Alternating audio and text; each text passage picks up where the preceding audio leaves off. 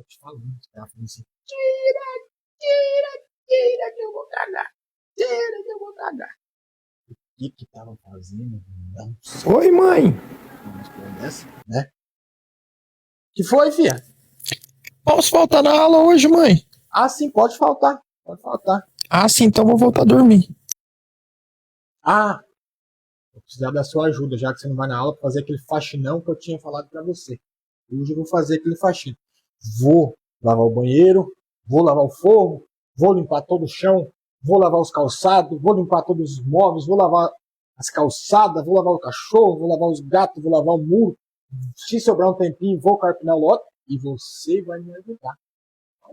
Você vai me ajudar, nós dois vamos fazer, tá? Eu mudei de ideia, eu vou ir na aula. Ah, mudou. Ah, vai ir pra escola? Ah, mudou assim de ideia de repente? Ah, então tá bom então. Se você prefere assim, pode ir pra escola então.